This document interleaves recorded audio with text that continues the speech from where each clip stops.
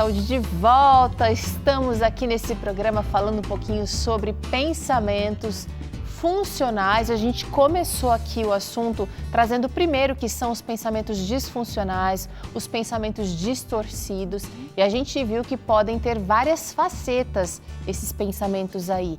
E algumas pessoas, elas têm mais assim, tendência para um tipo de pensamento e outras têm vários tipos ao mesmo tempo, né? É um assunto complexo. Agora chegou uma interação, eu quero trazer aqui na nossa tela, porque a gente está pedindo para você participar. A Renata falou com a gente dizendo o seguinte, ó, Dr. César e Gabriele, eu cuido dos meus pensamentos pensando no que é aprazível, como diz a Bíblia. Costumo também desviar daquilo que não quero, óbvio, com consciência. Lendo a Bíblia, vendo coisas boas e vivenciando-as. A Renata aqui parece que está em dia, né, gente? Perfeito. Tem um verso bíblico que eu gosto bastante, que diz assim, que nós somos transformados por aquilo que contemplamos. E acho que ela está bem no caminho, né? Ela tenta colocar na mente dela que, querendo ou não, são as nossas janelas, né, da mente. Aquilo que é construtivo. E isso influencia com certeza nos pensamentos também. Então, cuidando disso, ela cuida do pensamento.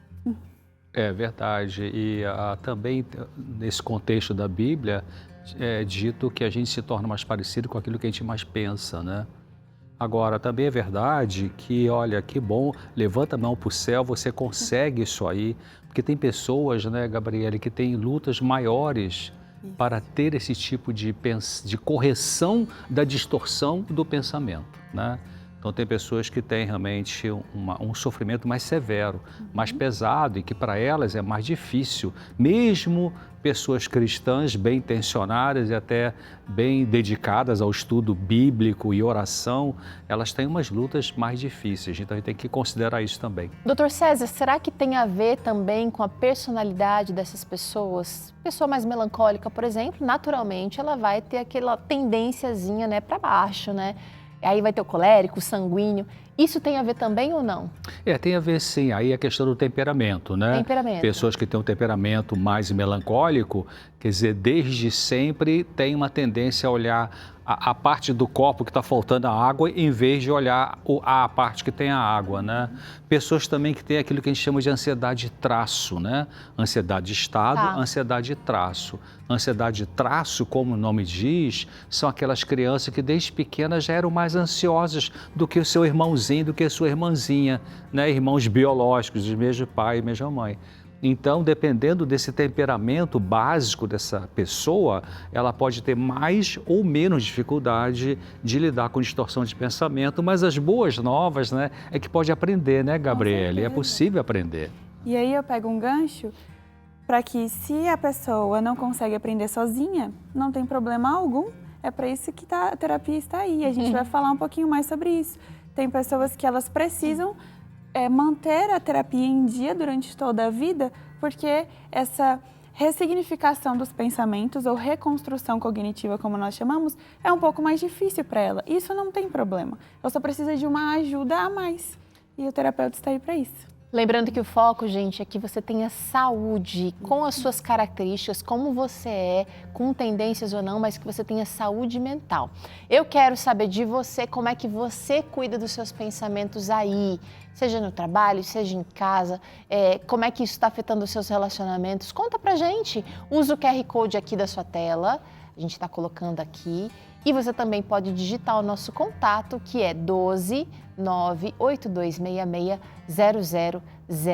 0004. Conta pra gente como você cuida dos seus pensamentos. Agora, Dr. César, como que eu posso saber se os meus pensamentos estão distorcidos? Sendo que o exemplo da lente que o senhor usou aí é muito real para quem está enxergando através daquelas lentes, né?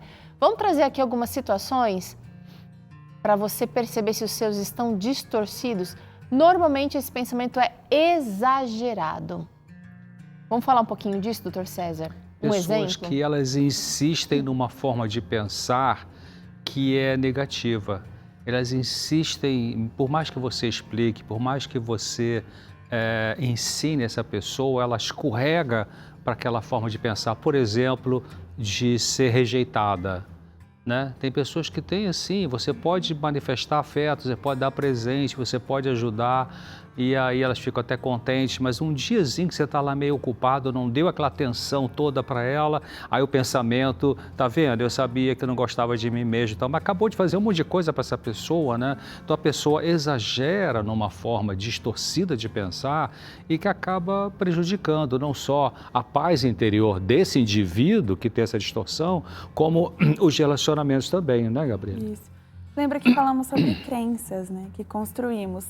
Então, pense assim, logicamente, o nosso cérebro, ele cria padrões, que nós chamamos de esquemas, para lidar com o mundo. Então, você tem um esquema para apresentar o programa, Teru. Tá.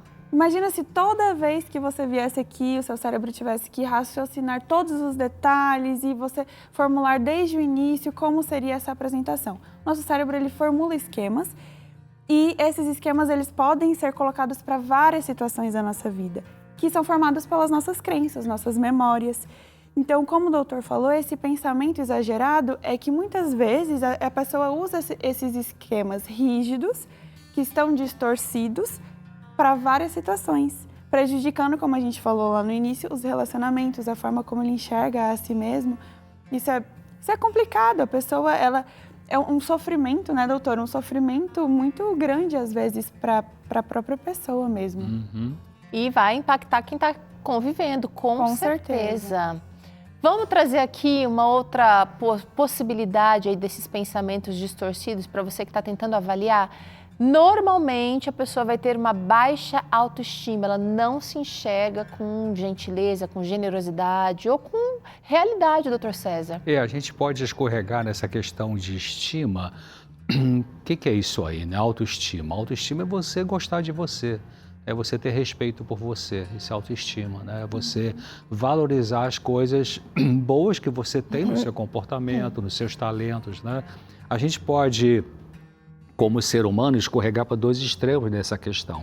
Um é aquela pessoa que é super pedante, orgulhosa, prepotente, né? Saliente. Tá inflada de ego, né? Então, tá com autoestima lá no teto. Na realidade, ela tem uma baixa autoestima, porque ela, quem sente que precisa, que está se elogiando o tempo todo, talvez esteja com uma insegurança em relação à sua própria autoestima, né? Porque a pessoa que tem uma boa autoestima, ela não precisa estar falando dela mesma, né? Ela já sabe que ela tem características boas nisso ou naquilo, né? Mas a pessoa que luta com baixa autoestima são pessoas que se rejeitam, se depreciam, né? Sei lá, sabe que tem um nariz um pouquinho torto aqui, já, tá vendo que coisa horrível que é meu nariz? Não, não é horrível, tá mais na medida da média, né? Mas ela se ataca, né? Ela, sabe, tem uma necessidade, assim, de se rebaixar, não é, Gabriele? Que então perturba, claro, perturba a paz dela, perturba o bem-estar na vida, a inserção na realidade, né? E a relação com as pessoas. Então, é importante você começar a questionar, a gente vai voltar a falar sobre isso, mas por que eu preciso me depreciar? Quem me ensinou isso? Onde que eu aprendi isso? Né? Como é que eu posso corrigir esse tipo de distorção de pensamento, de sempre que eu penso em mim, eu penso de uma forma negativa? Isso não é humildade, vou repetir aqui, isso não é humildade, viu, gente? Isso é uma distorção, né? Exato. Gabi, agora não sei se o pensamento distorcido alimenta essa baixa autoestima ou se é a baixa autoestima que alimenta esse pensamento distorcido. Na verdade, é uma coisa, né, sem fim. Sim. Quando a gente vai explicar, assim, de uma forma mais lúdica, a gente apresenta que os pensamentos, eles influenciam no que eu sinto, que influenciam no meu comportamento. Mas, na real mesmo, é que é uma influência mútua. Então, a forma como eu me comporto vai alimentar os meus pensamentos, que também alimentam os meus sentimentos, a forma como eu sinto alimenta um ao outro. Mas a baixa autoestima é justamente essa questão. Talvez, ou provavelmente, a forma como você está se enxergando. Lembra que no início nós falamos aqui que é a visão de você mesmo, a visão dos outros, do futuro ou do mundo. Isso está distorcido. Então, a forma como você está se enxergando, a realidade de você mesmo, provavelmente está distorcida. Não é o real. Então, isso pode ser trabalhado. Vamos trazer mais uma questão aqui, que pode identificar que você está tendo pensamentos distorcidos, o emocional intenso, aquela pessoa que está sempre... A gente fala nervos à flor da pele, mas pode ser o oposto, pode ser uma euforia também, pode ser uma coisa muito mais assim exagerada do que a realidade, Gabi. Eu comecei a falar um pouquinho sobre isso no bloco anterior, que o que a gente percebe primeiro são as nossas emoções. Então, os nossos pensamentos, eles podem ser refletidos nas nossas emoções. Se eu estou com uma mudança de humor muito brusca, eu posso perceber, olha, alguma coisa passou na minha cabeça. E essa é uma pergunta muito legal para você começar a pensar sobre os seus pensamentos. Fiquei nervosa do nada. Não sei porquê, estou aqui nervosa, com raiva. O que está passando pela minha cabeça? Então, esses sentimentos intensos, ou esses humores, né, intensos, eles podem sim mostrar que eu estou tendo pensamentos distorcidos sobre alguma situação. E aí eu posso começar a perceber quais são os pensamentos e em quais situações. E aí identificar os gatilhos, como o doutor aqui deu essa dica, né? Autoconhecimento. Exatamente. Algumas pessoas são muito dramáticas, né? Talvez desde pequenas mesmo. Pessoas que têm... As emoções são muito importantes para a nossa saúde, para as nossas relações, para a nossa visão de vida, né? O problema é quando a gente tem muita emoção, mais do que a gente consegue administrar essa emoção. Algumas pessoas têm esse perfil. Eu chamo de pessoas dramáticas ou pessoas muito emocionais, né? E às vezes nós podemos ter momentos muito emocionais por várias situações. Então as pessoas que têm, uma comparação muito grosseira me vem na cabeça assim, você tem uma picape que o fabricante diz que você pode botar 1.000 quilos ali na carroceria, mas você quer botar 1.500. Bom, tá bom, de repente vai aguentar, mas a suspensão vai estar... Então são pessoas que têm uma carga de emoção tão grande que elas precisam ser ajudadas para poder conter um pouquinho isso, né? Não, peraí, respira fundo, sabe? Conta até 22, não só até 10, vai dar certo, vai dar certo, sabe? Então, né, a gente ajudar, a gente vai voltar a falar sobre isso, né? Como que essas pessoas que estão saindo emoção pelos poros, né? Como é que elas podem ser ajudadas? Elas podem ser ajudadas, porque senão elas ficam com esse emocional intenso, isso aí atropela um monte de coisa na vida, né? Quero trazer mais uma maneira de você identificar aí distorções de pensamento, que seriam pensamentos que não têm evidências, não estão baseados em evidências reais, embora a mente tente inventar ou buscar essas evidências, né, Gabi? Aí você já está num nível legal, que você já conseguiu identificar o seu pensamento e agora você quer saber, será que isso é real ou não? E aí você coloca aí as suas evidências e você pode anotar mesmo. A gente chama de exame de evidências. Quais são as evidências a favor do meu pensamento? Quais são as evidências contra o meu pensamento? E aí você vai descobrir se esse pensamento é distorcido ou não. E um detalhe interessante é que muitas vezes a gente tem pensamentos que estão de acordo com a realidade, mas eles são inúteis. Nós chamamos de pensamentos automáticos que têm esse ar inútil. Seria o quê? Não estão me fazendo bem. Então, por que eu vou continuar alimentando esse pensamento, mesmo que a pessoa esteja realmente fazendo isso, as evidências me provem isso, mas por que eu continuo alimentando isso se não está me fazendo bem? É um pensamento inútil que eu também posso descartar ou deixar de lado. Mas é esse exercício de você anotar mesmo, fazer os exames, o exame de evidências a favor e contra o seu pensamento, para você identificar se está tendo ou não. Bacana isso, né, doutor César?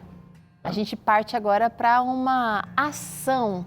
A gente identifica aquele pensamento como um pensamento até talvez realista, mas se você consegue perceber que dá para viver sem aquilo, por que ficar insistindo nele? Bora falar um pouquinho agora sobre terapia? A Gabriele falou aqui sobre a importância, sobre o auxílio, sobre a ferramenta que uma terapia pode prestar, né, para essa pessoa tendo pensamentos distorcidos. Como é que essa terapia pode ser eficaz realmente? Você falou até de uma vida em terapia, Gabi. Sim. Fala pra gente. Olha, falando um pouquinho sobre a terapia cognitivo-comportamental, ela é uma terapia que ela é de curta duração, e aí quando a gente fala sobre várias vezes durante a vida em terapia, são pessoas que precisam fazer ali algumas sessões de auxílio algumas vezes, ou mesmo voltar à terapia, não tem problema, mas é uma terapia que ela vai justamente trabalhar com isso. A gente percebe a origem, que nós chamamos que são essas evidências de infância ou adolescência, nós trabalhamos com as crenças, com os pensamentos, entender essa terapia, muita gente fala assim, é uma terapia do pensamento positivo. Não é isso. É uma terapia para reestruturar os seus pensamentos, que na verdade eles estão equivocados ou são inúteis. E quando a gente trabalha com uma realidade, e isso é muito importante de se falar, que quando a gente trabalha com uma realidade que você precisa enfrentar, obviamente o terapeuta também te ajudará à aceitação e ao enfrentamento daquela situação. Não é você simplesmente pensar positivo sobre a vida. Vai muito além do que isso. É entender a forma como a sua mente está estruturada, quais são as suas crenças, como que você está vendo o mundo a partir das suas crenças, a partir dos seus pensamentos e como você pode viver de uma forma melhor, se relacionar de uma forma melhor, reestruturando a sua cognição, seus pensamentos. Talvez a rigidez com que uma pessoa tenha vivido aí com esses pensamentos distorcidos ao longo de anos e anos faça, comparado com um pensamento normalizado, digamos assim, ou mais realista, faça realmente ela pensar que ela vai ter que enxergar tudo positivo. Não é, a nossa vida tem dias de chuva, tem tempestades, né, doutor César?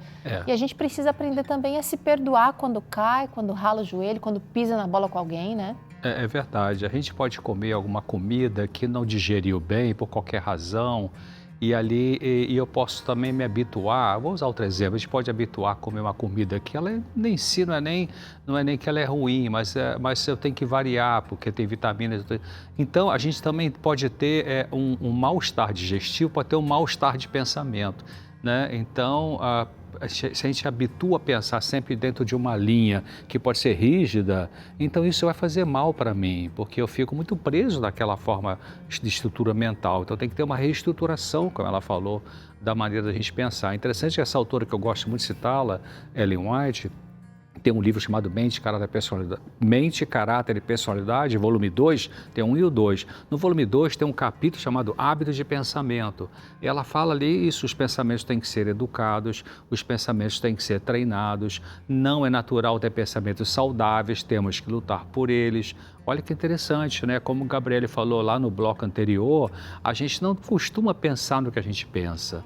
Mas é importante, na terapia, na melhora emocional, faz parte, em algum momento, a gente pensar no que a gente pensa, dar 2 passos para trás e dar uma olhada na minha própria cabeça para ver como é que eu estou pensando, para ver, então, é legal pensar assim, não é bom, está me ajudando, não está, perturba a minha relação com as pessoas ou não. Eu tenho que fazer esse exercício, porque se eu não fizer esse exercício de autoobservação de como eu penso, a medicação não vai fazer isso no lugar, né? Então é importante. Olha que interessante, né? Se você está interessado nesse livro, dá para você baixar o aplicativo Ellen White Books lá na sua loja de aplicativos, é gratuito e você pode ouvir esse livro, tem audiobook e dá para ler também, tá? Ellen White Books na sua loja de aplicativos. A gente vai para o intervalo agora, na volta a gente vai tentar entender aqui como exercer pensamentos funcionais. Vamos dar exemplos aqui e ainda hoje você acompanha o Dr. César e a Gabriele respondendo dúvidas que vocês estão mandando para a gente ao longo desse programa. Quer aproveitar? Ainda dá tempo, pega esse intervalo aí, você manda pra gente a sua participação, quiser tirar dúvida aqui com os nossos especialistas ou simplesmente contar como é que você tem lidado aí com os seus pensamentos. Manda aqui no WhatsApp Dúvida e Saúde, a gente volta já.